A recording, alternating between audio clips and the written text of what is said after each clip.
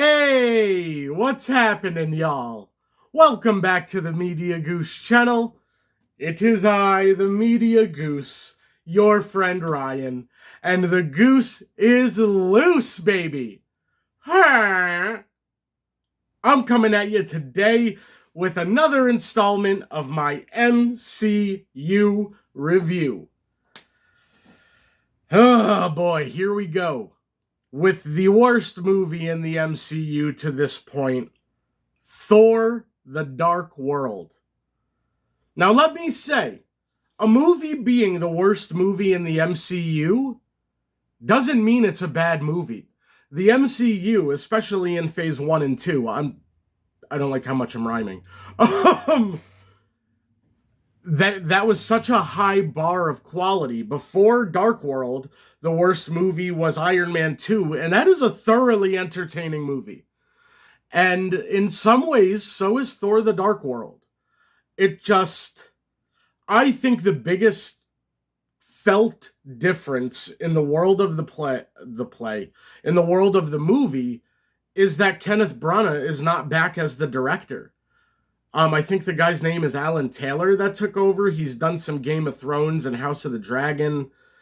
His IMDb looked better than I thought it would based on his directing of this film. It kind of didn't have a lot of style. In the way that the first Thor kind of felt like Shakespearean court. It kind of felt like Hamlet or Macbeth or the tragedies like Richard or Lear or something.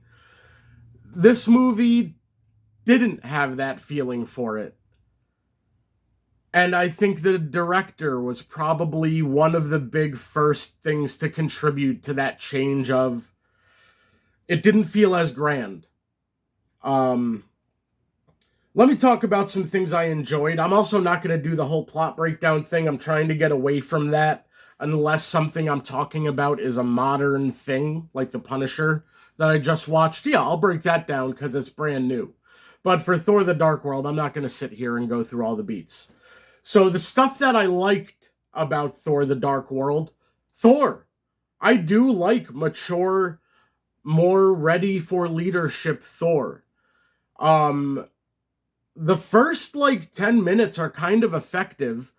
Besides the darker elf backstory, it's very we don't know how the hell to make this interesting, so we're just gonna do an Odin narration, and it didn't add any stakes. It didn't add anything.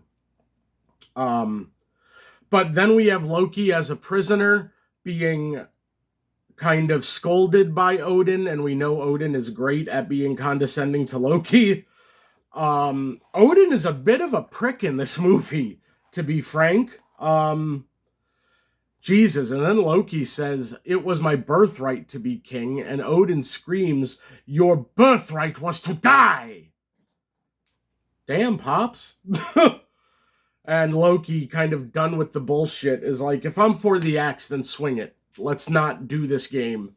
And Odin tells him his mother, Frigga, is why he isn't dying and will spend the rest of his life in exile, in the jail cells of Asgard. And you see Thor, there's a massive party happening, and Thor is above it all. It's kind of like everybody probably has the first party they go to where it doesn't feel the same, where they're like, oh, I don't want this anymore. And that's a good place to be.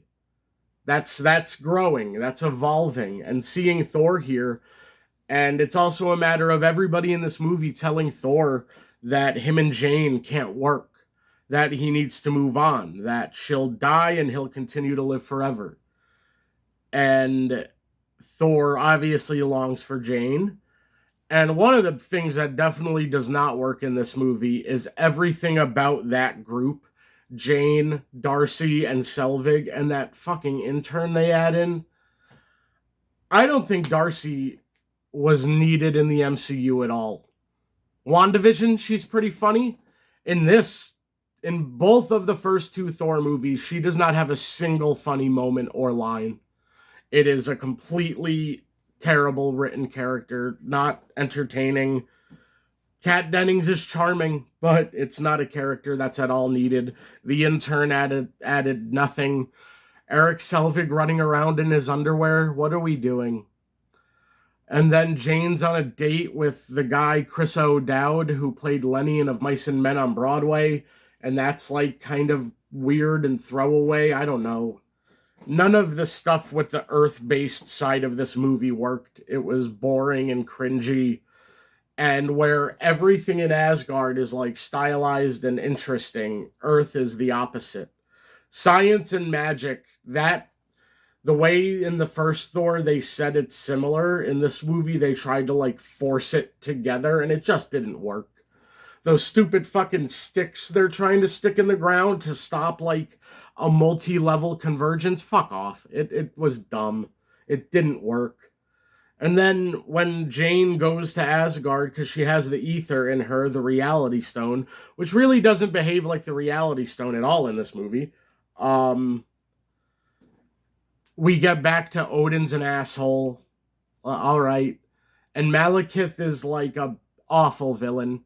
Iron Man 2 and this going back to back, Aldrich Killian and Malekith are two of the most generic, boring villains ever.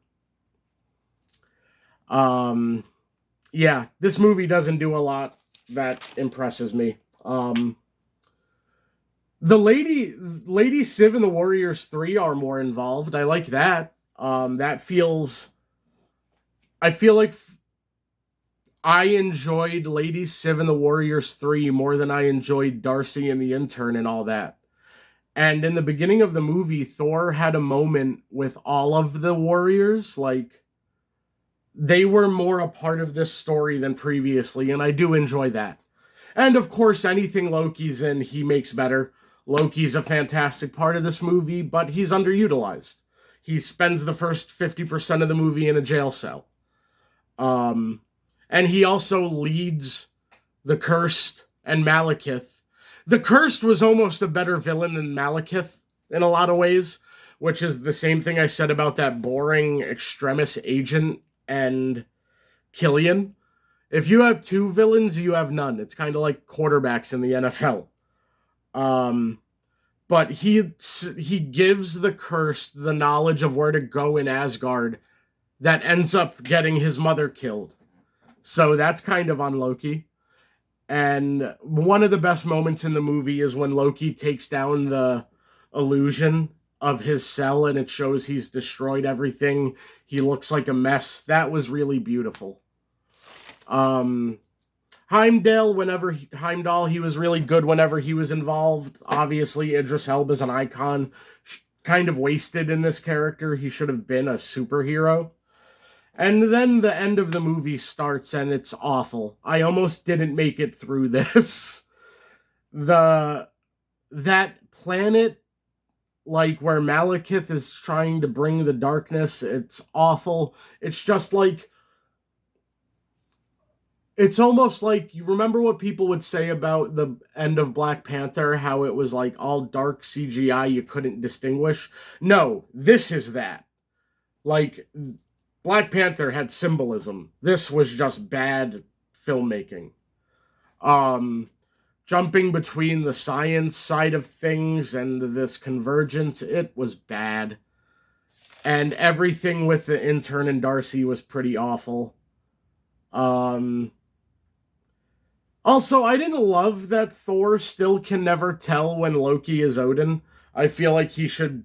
And I get it, Loki's the trickster god, like, if anybody could, but it's his brother. Like, is he ever going to figure it out? And then he comes back in the next movie and he knows, but...